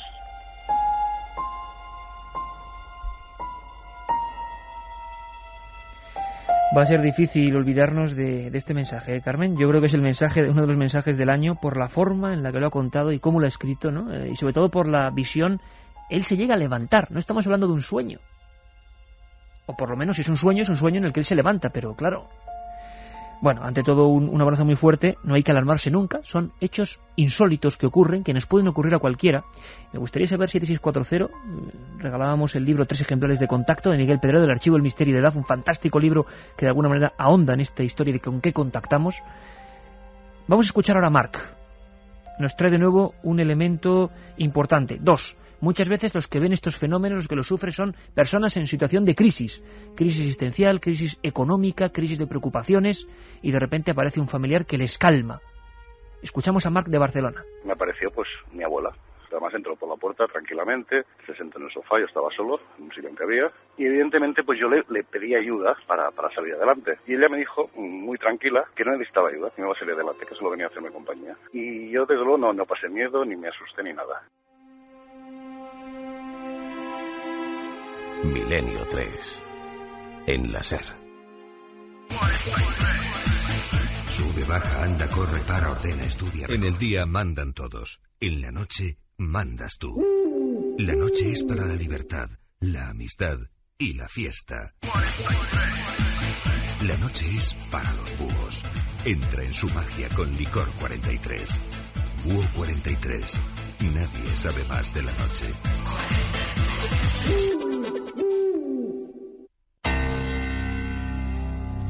¿Sientes la necesidad de contactar con alguien del otro lado? Milenio 3, Cadena SER.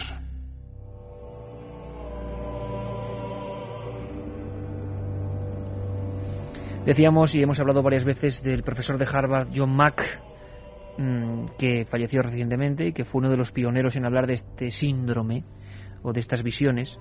Entre todos los especialistas, unos de aquí, otros de allá, haciendo una especie de puzzle de retales, de teorías, porque estos son solo teorías y nadie tiene la verdad, repito, como siempre en Milenio, vosotros podéis opinar lo que queráis, pero habría un retrato robot, un retrato tipo de estas experiencias, Carmen.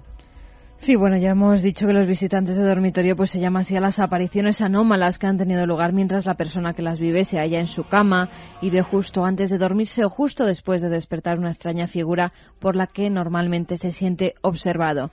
Los estudios realizados, que son sobre todo americanos, revelan que normalmente estos visitantes de dormitorio son seres antropomorfos, que están rodeados de una gran luminosidad, semitransparentes y en la mayoría de las ocasiones son reconocidos por la persona que vive esta experiencia como un familiar, un amigo o un conocido ya fallecido. Normalmente las personas que viven estas experiencias anteriormente ya han experimentado otro tipo de fenómenos como viajes astrales, han premonizado cosas o han escuchado voces y sonidos que no sabían de dónde provenían. Interesante, Carmen. O sea, hay un núcleo de personas que de algún modo ya han sido tocados por eso que se llama misterio o han sido protagonistas de estos fenómenos, ¿no? Uh-huh. Además, los rasgos comunes de muchos estudios que se han hecho se han llegado a varias conclusiones, que normalmente estos seres, estas entidades aparecen cuando una persona está sola en su dormitorio y tumbada en la cama. Son muy pocos los casos en los que hay alguien más en el dormitorio en el momento de producirse la visita. Uno de ellos sería el de José de Valencia. Uh-huh. Y otras personas, hay otros testimonios incluso en el que al visitante de dormitorio lo ven las dos personas que están en la habitación, las dos a la vez. Sí, yo recuerdo un caso en Huelva que investigó Moisés Garrido Vázquez, gran investigador onubense. Se dibujó en la revista que dirigiera en su tiempo Fernando Jiménez del Oso, Espacio y Tiempo. Me impactó mucho ese dibujo. Era una figura con una especie de túnica, con un brazo extendido, muy parecida o idéntica a esa figura que varios amigos nos remitieron a aquel programa hace 15 años en Madrid, y que el matrimonio, ambos, lo vieron, se despertaron a la vez. Esto ocurre muy pocas veces, y los dos vieron al mismo tiempo la misma figura. Por lo tanto, sería una alucinación de tipo complejo en todo caso. La persona también es consciente de que está despierta. José nos lo decía, dice, yo hasta me incorporé. Pues efectivamente, en la mayoría de los casos, las personas o se intentan incorporar o ven que están comprobando lo que te comentaba antes, que el reloj sigue marcando los minutos, los segundos, notan los movimientos y son conscientes de los movimientos que hay a su alrededor. 3. Sufren una paralización de su cuerpo cuando sienten que hay una presencia desconocida en la alcoba. También notan como algo o alguien se coloca muy cerca suyo, en ocasiones incluso encima. Oyen en otro tipo una respiración al lado del oído, que eso es lo que le provoca la paralización y no puede moverse muchas de las ocasiones, y en otras ocasiones los testigos hacen referencia a que han notado un peso o han visto como si sobre el colchón se hubiera sentado alguna persona, algún ser. El testigo no recuerda haber escuchado ningún sonido durante el tiempo que dura la aparición y normalmente no recibe mensajes de ningún tipo. Es decir, esos seres están ahí, ven, observan, pero no hablan. Es un retrato exacto de la experiencia de José. Es alguien que permanece ajeno a lo que está ocurriendo. Yo tengo una teoría de esto, que ya sabéis que jamás digo teorías, pero me he encontrado con algunas cosas que me gustaría explicaros ahora, después de este último punto. Y luego normalmente, Iker, la persona entra en la negación. No quieren vivir, no quieren recordar lo que han vivido en esa experiencia. Suele ser una experiencia traumática que al cabo de los días, al cabo de los meses, necesitan, eso sí, sacarla a la luz, contársela a alguien más, porque es una cosa que les ha marcado y normalmente a las personas que han tenido una visita de dormitorio les ha cambiado la vida. Voy a ese aspecto, a ese punto 5 de este perfecto resumen que han hecho especialistas y que nos ha recordado Carmen Porter, con la siguiente aclaración. Es algo que a mí me revuela muchas veces por la cabeza, porque, bueno, pienso que no solo en el fenómeno de los visitantes de dormitorio, sino en las apariciones marianas, en los supuestos encuentros con entidades desconocidas que algunos identifican con ovnis, ocurre algo muy extraño, Carmen. Tú también te has dado cuenta. Después de entrevistar a cientos de personas en diferentes partes del mundo, uno se da cuenta que hay varios factores que siempre se repiten, o casi siempre. Cuando el encuentro es cercano, cuando el encuentro puede ser en una carretera, en un paraje desconocido, es muy cercano y se ve una figura, pasan varias cosas. Por ejemplo, que no pasan coches por la carretera, por ejemplo, que la naturaleza se ha dormido, no hay un sonido, no hay nada. Y siempre esos individuos, esas figuras, esas entidades, lo que sean, hacen caso omiso. Están como en otro plano, o da la sensación de que el ser humano, en un momento dado, ha estado en una coordenada muy concreta, en una coordenada en un punto exacto y no en otro, a una hora, en ese lugar y no en otro, y han accedido pues como en escena de un teatro de otro tiempo, como si eso no fuera con él. Por lo tanto, entendemos la mirada de ese niño rubio cuando miraba directamente al niño de José y miraba también a José, pero como pasando de él. Lo entendemos porque quizá no sería compatible, no están en este plano, sea lo que sea.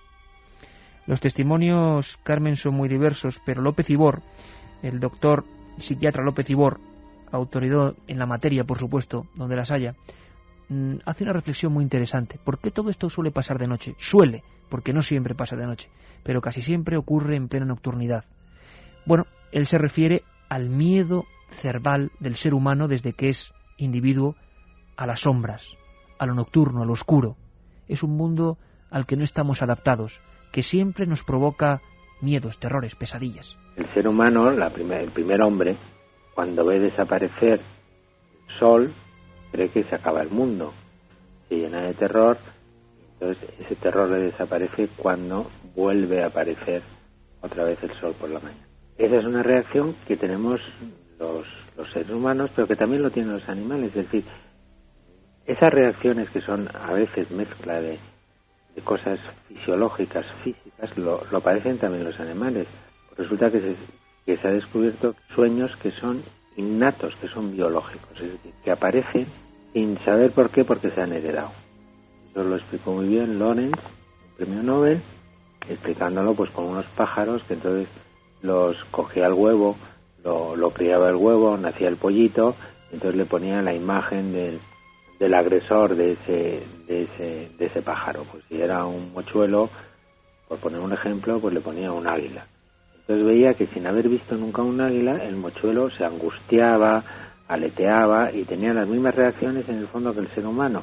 Es una reacción de quedarse encogido, de sobrecogimiento, o una reacción de alerta, que se pone muy inquieto, de sobresalto, que empieza a dar golpes, que empieza a saltar.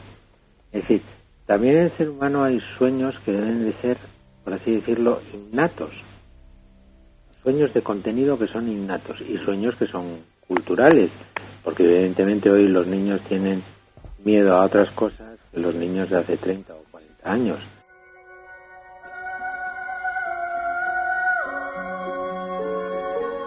Desde luego, lo decíamos antes, los niños tienen miedos distintos, van evolucionando, pero hay una serie de códigos que nos dan miedo. Esa figura oscura, lo que nos ha contado José, o tantas otras historias que se repiten constantemente, generación en generación, y que no cambian, y que nos producen a personas que somos muy distintas. Por ejemplo, a nuestro equipo de Milenio 3 que estamos aquí en la nave del misterio, nos hemos sentido hilados por una especie de escalofrío común. Da igual que cada uno tenga su familia, su manera de ver las cosas, su posición. Hay cosas que son arquetípicas, que son iconos que pueden dar miedo a un individuo en China y aquí. Exactamente igual. También hay temas que por eso mismo interesan del mismo modo. Este es uno de ellos. La muestra, lo que está pasando hoy, Carmen. Sí, además hablábamos antes de que normalmente es solo una persona la que lo ve en la habitación, pero te comentaba que en otros casos eran incluso pues una pareja, un matrimonio o dos hermanos que estaban en la misma habitación y veían el mismo visitante de dormitorio. En este caso nos escribían y nos decían: mi mujer se levantó gritando, miré hacia la puerta de la habitación y allí estaba su padre mirándonos. Lo curioso es que llevaba muerto 5 años, se quedó sin sentido. Una noche desperté y sentí una respiración fuerte y profunda en mi oído. Era consciente de que tenía los ojos bien abiertos. No pude ni girar la cabeza. Mi hija Ana ha tenido una visita de un niño en su habitación. Estamos en las Cañadas del Teide. Cuando un niño que apenas... En las Cañadas del Teide, lugar también polémico y misterioso, un niño en la habitación. En la habitación de su hija Ana. Cuando un niño que apenas habla de hace 2 años le dijo que veía un hombre con pistola y pantalón en un bloque donde precisamente habían fallecido varios policías. Nos lo contaba Laura. Mi hija, desde los 4 años, dice que por la noche viene un niño rubio con los ojos azules. Cree que es el niño Jesús. Mi hermana de pequeña hablaba con una niña invisible. Lo peor de todo es que quería que yo también hablase con ella. Parecía como si de verdad hablase con alguien. O sea, casos de niños que están llegando por los propios padres, ¿no? La mayoría de las veces. Padres, hermanos. Soy Mónica de Sevilla. Mi hijo con 18 meses miró una esquina de la casa. La señaló diciendo que había una nena y se rió a carcajadas, pero allí no había nadie.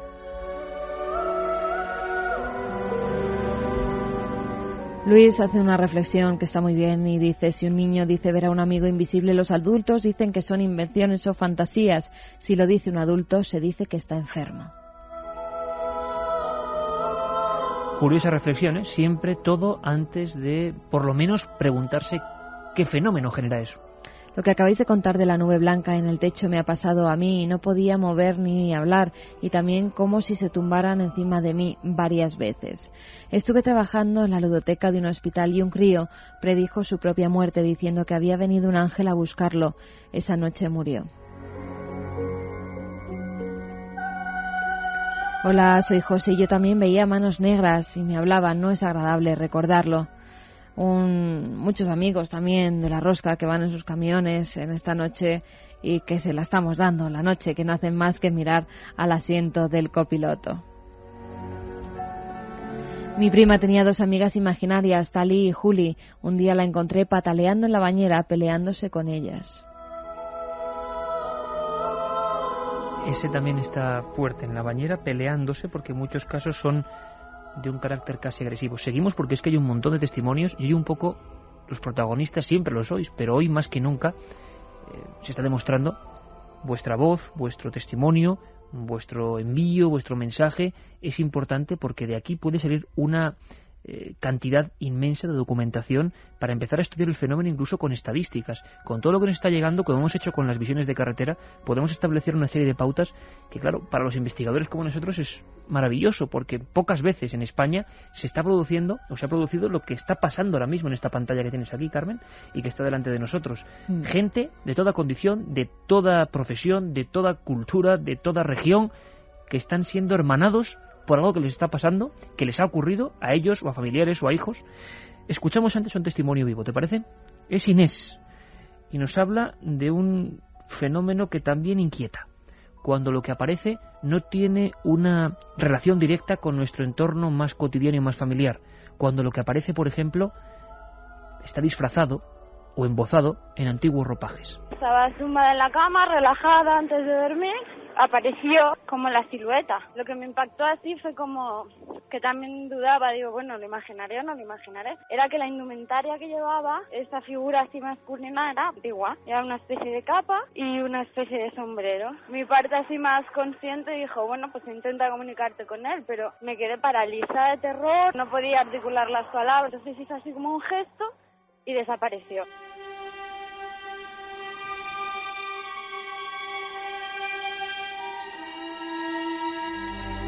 Gran cantidad de casos que se refieren a niños que han tenido esas amistades imaginarias, quién sabe, y que durante un tiempo han sido muy importantes para su propio desarrollo y luego se han olvidado. También es un misterio cómo se olvida esto, ¿no? Quizá ese fenómeno de cabeza borradora del propio cerebro también es digno de ser tenido en cuenta. Vamos a escuchar de nuevo al doctor López Ibor, que nos ha servido de guía prácticamente pues de excepción. No todos los días, no todas las madrugadas se puede contar con una autoridad en la materia, con una eminencia que pueda poner su opinión o su punto de vista sobre estos hechos. Para López Ibor, así como nos decía antes que hay fenómenos inexplicables para la ciencia, a los cuales no llegamos, y que es absurdo y poco honesto ir de científico sabio diciendo que se conoce todo, porque no es verdad, y los primeros que así lo afirman son los psiquiatras, que todos los días trabajan para comprender ese inmenso área de la mente humana, del cerebro, de las áreas más inexploradas. Bueno, pues ahora nos habla de los sueños como cajón desastre, como elemento que tampoco sabemos dónde acaba y dónde empieza. ¿Es sueño lo que estamos contando? ¿Es sueño de principio a fin? ¿O se acaban los sueños y hay una parte, como afirmaban algunos, donde se mezcla realidad y ensoñación? Le escuchamos.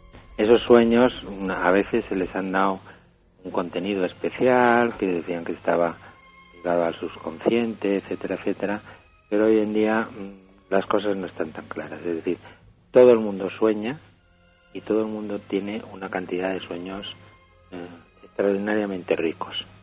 Si esos sueños que recordamos nos pueden condicionar en nuestra vida diaria, eso es otro tema. Y se sueña durante unas determinadas fases del sueño, que son las fases REM, que sabemos que existen porque significa que los ojos se mueven de una manera especial. Si nos despertamos en esa fase REM, nos acordamos del sueño. Si no nos despertamos en esa fase REM, normalmente no nos acordamos de los sueños. Entonces, los sueños unas veces son de carácter angustioso y otras veces no son de carácter angustioso.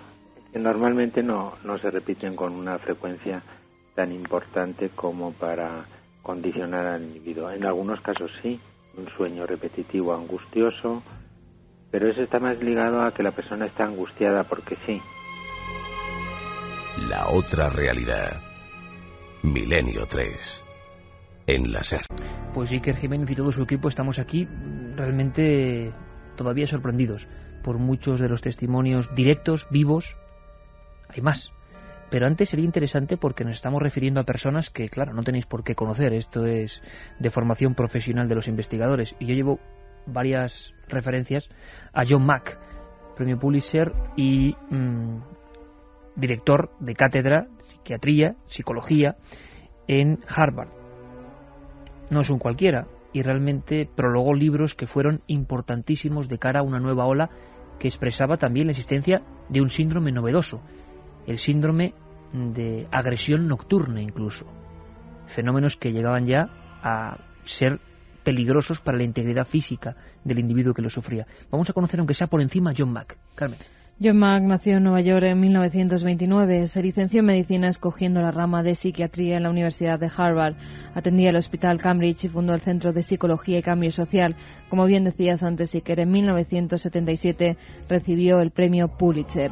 Pero sobre todo fue conocido por publicar en 1994 un libro que en muy poco tiempo se convirtió en un bestseller, Abduction, Contactos, un estudio sobre la cuestión de las abducciones o secuestros realizados por supuestos entes extraterrestres. Pero hay que decir, Carmen, llegado a este punto, que hay una vía, por lo menos en los años 80, que creen que estas visiones nosotros les estamos aportando de otro aderezo, de otros contenidos, lo estamos viendo de nuestra manera, pero que lo que se esconde detrás de estas apariciones es algo que viene de fuera, no de nuestro más allá o de nuestro espacio, digámoslo así, trascendente. No es antepasados, no es algo espiritual, no es algo mágico, sino es algo que viene de fuera. Es lo que creían ellos. Su interés por todo este asunto comenzó a finales de los años 70, cuando conoció las técnicas del terapeuta Werner Heard, que inducía a sus pacientes a alcanzar revelaciones cercanas al misticismo.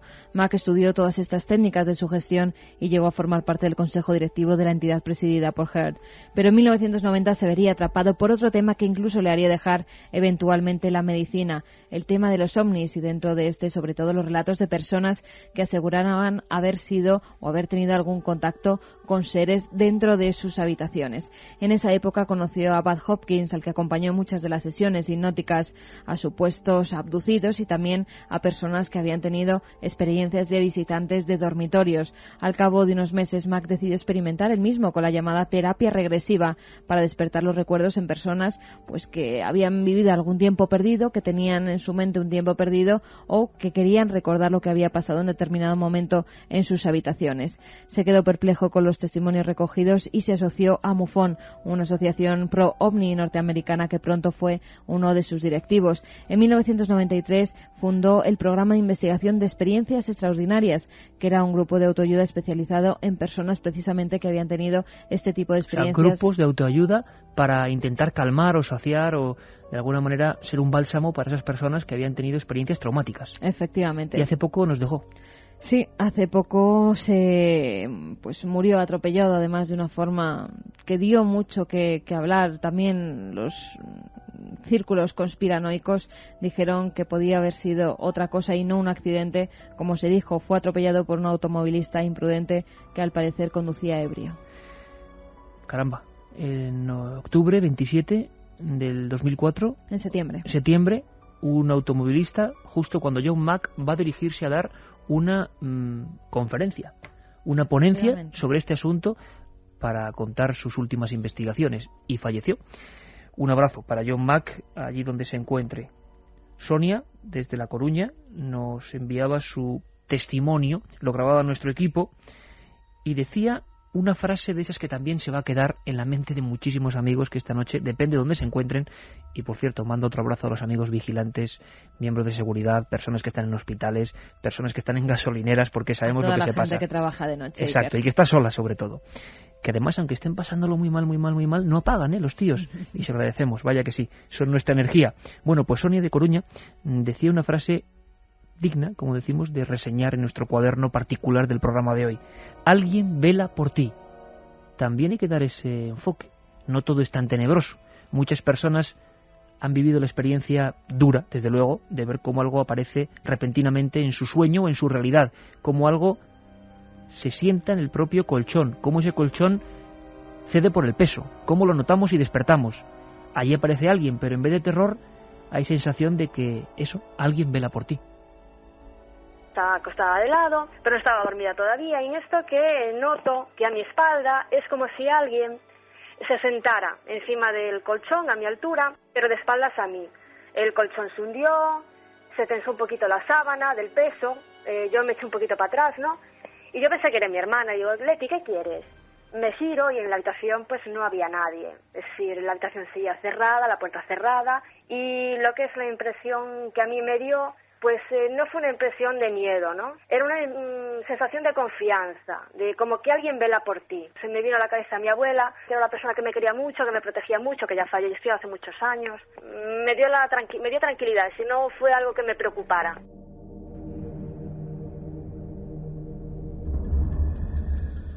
Es muy curioso observar y escuchar, Carmen, estos testimonios, porque casi nadie habla de padres incluso, sino también quizá porque la mayoría de testigos son jóvenes, claro, y la persona fallecida pues son los abuelos. El trauma que se produce cuando uno de ellos, que ha sido una figura protectora, nos deja. Bueno, pues si hacemos una estadística, estoy seguro que en el 7640 van a aparecer muchísimos casos de este tipo. Seguimos con más testimonios porque luego vamos con una tanda grande, si te parece, de vuestros mensajes. Es Josemi. Josemi nos escribía desde Valencia su mensaje hace ya algún tiempo. Como siempre, y lo estáis notando en un programa como el de hoy, nosotros no recopilamos porque sí el material que nos llega al 7640, aparte de que nosotros, por supuesto, no ingresamos absolutamente nada personalmente con los mensajes del 7640, pero sí nos parece un ingreso importantísimo a nivel de investigación. Hay personas que han escrito como Josemi, creo que hace más de 2 años o hace 2 años en un programa que hicimos. Lo hemos mantenido ahí, hemos vuelto a llamarle y nuestro equipo le ha vuelto a entrevistar y ha vuelto a sacar sus conclusiones y a ver cómo estaba y a ver si nos podía recordar su historia. Es decir, el material que vosotros nos enviáis es sumamente importante. Josemi de Valencia habla de un aspecto agresivo de este tipo de apariciones. Vino una cosa, no sé lo que era, muy pesada, que se echaba encima de mí, me asfixiaba. Los primeros días, pues, me acariciaba el pelo, el cuerpo, y yo, pues, aunque estaba asustado, pues digo, pues si hace eso, a lo mejor es que no quiere nada malo conmigo. Pero ya una noche ya se puso violento, me cogió el cuello por detrás, tuve que quitármelo de encima, luchar contra eso que no veía hasta que se fue. Fue una cosa terrorífica.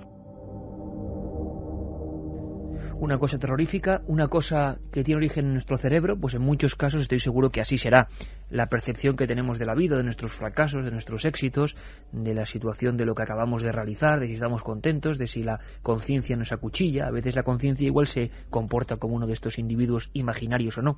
Tú hablabas antes de Zancajo de la Mata, de María Luisa, de esa religiosa que tenía ataques diabólicos. No es el único caso. En el mundo de la religión, una de las cosas, digamos, clásicas de la fenomenología paranormal religiosa es que el monje, sacerdote, la monja, la religiosa, recibe algo en su domicilio, a veces en su espartano domicilio pequeño, donde no hay nada, ¿sí? Y pasan cosas muy violentas. El Padre Pío era otra de esas personas, otro de esos religiosos que en las habitaciones además se lo identificaba con un perro negro que entraba por la ventana y efectivamente por las mañanas después de... Un perro negro. Un perro negro. Otra visión muy típica. Después de haber escuchado en su celda los demás religiosos que había en el convento, de todo, desde aullidos hasta gritos, por las mañanas el Padre Pío se levantaba con moratones, con arañazos, incluso con algún mordisco de esos perros negros que decía que entraban en sus habitaciones, y lo relacionaba siempre con algo demoníaco. Qué curioso, porque yo no había relacionado este dato, este detalle, el perro negro. Tú bien sabes que la investigación de mi libro, de mi última obra, de Camposanto, yo hablaba de Felipe II y de un perro negro que en el Escorial llegó a ser bastante célebre. Coincidía su visión, siempre lánguido, un tanto jorobado, extraño. Perro negro o niño negro, niño embozado de ropajes negros, fíjate que se parece a lo que estamos escuchando hoy, y que aparecía siempre que algún obrero del Escorial había perecido tras una especie de accidente o de reyerta. Pasaban muchas cosas y pasaron muchas cosas en la construcción del Escorial. Bueno, pues eso atormentó al propio Felipe II. Yo en la investigación del libro me quedé asombrado. Felipe II, según las crónicas de Ricardo Sepúlveda, de la crónica de lo que fue su lenta agonía, hablaba de ensoñaciones, bueno, en parte por una serie de elementos como los cuadros, pero convencido de que el perro iba a decir, madre mía, el perro negro caminaba, vagaba, e incluso podía asomarse a alguna de esas ventanas llenas de obras de arte de la época, ¿no? Y se producía un miedo contagioso en todo lo que es la corte de Felipe II. El subconsciente te ha podido, Iker, porque Pedro fue también uno de los testigos de otro perro negro cruzando la carretera. Sí, claro, se entrecruzan los datos. Tenemos aquí a Katia, Katia, buenas madrugadas. Buenas noches. Menudo programa hoy, que era un poco también homenaje a tantos oyentes que nos están aguantando en este verano y que han podido también, digamos, condensar sus propios miedos y terrores en esta especie de guía de los visitantes nocturnos. Tú has intentado sondear en Internet esos términos que hoy hemos ido desgranando poco a poco. ¿Qué se encuentra en la red? ¿Qué información hay? ¿Qué curiosidades nos encontramos en el mundo del ciberespacio? Pues lo cierto es que más de lo que esperaba, porque 22.500 visitas de Google es lo que aparece, y por ejemplo una de las primeras, y está mal darse autobombo, pero es la de ikerjimenez.com, del programa que hicimos. Oye, no lo sabíamos, de te lo van a decir, que ya es lo que nos faltaba. Sorprendido. Si los oyentes lo pueden ver en Google, visitantes de dormitorio, aparece la página de ikerjimenez.com. También las comparaciones con las sombras paralizantes que mucha gente ve por las noches, o hacen diferencias sobre los posibles visitantes, fantasmas, espectros, espíritus, duendes, dioses, demonios, ángeles, o sea que hay extraterrestres. Teorías para cada gusto prácticamente, ¿no? Claro, cada uno tiene su visitante de dormitorio. También los libros que hablábamos antes de Bud Hopkins y Whitley Strieber. También me ha sorprendido a mí mucho Por cierto, que a Bud Hopkins tú pudiste entrevistar en el 2003. Verdad, le entrevistamos hace unos años. Carl Jung, el discípulo de Freud, también investigó sobre los visitantes de dormitorio. A mí eso me ha sorprendido mucho, sí. Dicen que se adelantó bastante a su tiempo, que era un hombre bastante moderno, y decía que la sustitución de los extraterrestres o visitantes de dormitorio, que también hay mucha gente que relaciona a los visitantes de dormitorio con extraterrestres, venía dado porque el hombre quería sustituirlos por los antiguos dioses. Esa era su teoría. O sea que las antiguas visitas del ángel de la guarda, del demonio, se pasan, digamos, o se disfrazan con los elementos culturales y se convierten en otra cosa. Claro. O sea, en un milenio 3, dentro de 200 años, se hablará de otra cosa, del mismo fenómeno, pero de otra cosa, ¿no? Y aquí estaremos para contarlo. Bueno, Peter menos en espíritu. En su página web cuenta que los fenómenos visitantes no vienen aislados, sino que la mayoría de las personas que lo ven en su madurez han sido porque también los han visto en la infancia. En la niñez. Muy curioso eso, ¿eh? Personas, eso indagábamos antes, que no es la primera vez que les pasa algo. Durante la niñez les ocurrió algo.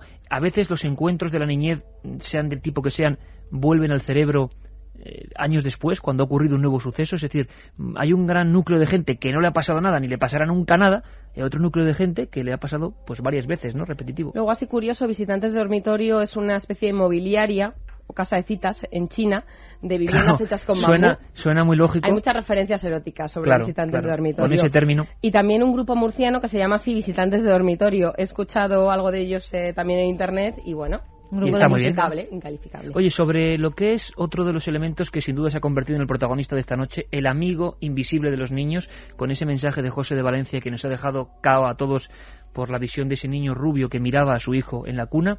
¿Qué hay? ¿Qué ocurre? Bueno, sobre Amigos Invisibles hay 254.000 entradas y lo primero que aparece son los típicos regalos de Navidad de Amigos Invisibles. Luego, ya investigando, sí que aparecen los consejos, por ejemplo, en revistas para padres, sobre cómo superar y ayudar si tu hijo tiene un amigo invisible. Qué curioso, las normas que también antes nos contaba Rebeca de cómo los padres deben actuar, porque los hijos en un periodo es que lo hacen realidad rotunda, ¿no? Sí, el doctor López Ibor comentaba antes que él había tenido muchos casos y que ahí había que ayudar al niño, que sufría bastante. Luego hay uno de los ganadores que habla de eso, que lo tiene, un amigo invisible. También hay otros que hablan de niños de 3 y 4 años, casos reales, como frutos de como gran imaginación que tienen los niños de amigos invisibles, pero que nunca sabe si son verdad o no. También amigo invisible como un objetivo de un videojuego, un posible videojuego que se va a lanzar, dicen aquí, en el 2006. Fernando Baeta, un libro que ha escrito, del libro Al Día, sobre los niños y sobre los amigos invisibles de los niños. Oye, y sobre una cosa que a mí me inquieta mucho es cómo olvidamos eso, ¿no hay nada? ¿Cómo olvidar un amigo invisible? No, ¿por qué olvidamos? ¿Por qué a los 8 o 9 años ya todo eso se olvida? Decía el doctor López, luego te va a encantar el mensaje del oyente que ha ganado uno de los libros, decía el doctor López Ibor que al final era como una angustia que el niño superaba, o cuando el niño es capaz de hablar con los adultos y comprender a los dejaba adultos. Ese otro mundo, ¿no? Gracias, Katia, por toda esa información. Nos vamos con algunos mensajes más de los amigos que ya han sido sin duda protagonistas indiscutibles. Pues fíjate, nos dice, aunque os parezca mentira, este tipo de fenómenos también ocurren con animales. Soy veterinaria y cantidad de personas me han contado estas cosas. Hola, soy Cristina de Murcia. Yo tengo unos visitantes de dormitorio dormitorio, amigos, invisibles pero muy audibles, vosotros. Gracias por vuestra compañía, gracias por la tuya, Cristina. Hace unos días soñé que algo o alguien me tocaba. Al despertar tenía varios arañazos en el cuerpo, nos dice Óscar desde Avechuco. Se puede hacer otro programa sobre las secuelas físicas casi, de estas historias. Puede ser uno mismo que se araña, claro, puede ser. A mí me pasa muy a menudo, no quiero que me pase más, solo se lo conté a una amiga y me tomó por loco. Escucho este programa por primera vez, tengo 33 años y es de Getafe. Oye, pues bienvenido al Club de Milenio 3, ¿eh? Tienes que seguir toda la temporada con nosotros. No queda casi tiempo, 2:58, vamos con los ganadores. Los 3 ganadores, Rubén de Luanca, que dice que en la casa que tiene de verano siempre se le aparecen sus abuelos, dice que no le da miedo y que al contrario le tranquiliza. Y los abuelos siempre protagonistas, ¿eh? Sí, eso es muy curioso. Dice que coincide sobre todo cuando él está en contacto con el agua. Alma María de Córdoba es la segunda ganadora del libro de contactos de Miguel Pedrero, editado por EDAF, que dice que notaba como una mujer con dientes afilados y ojos de serpiente estaba en su cama y que percibía su ira hacia ella. Bueno, eso suena desde luego a imaginación o a terror, sí, pero o a sueño. Dice que pasó meses sin dormir claro, hasta que un psiquiatra le explicó que ese miedo era alguien real que le estaba haciendo la vida imposible y así lo superó.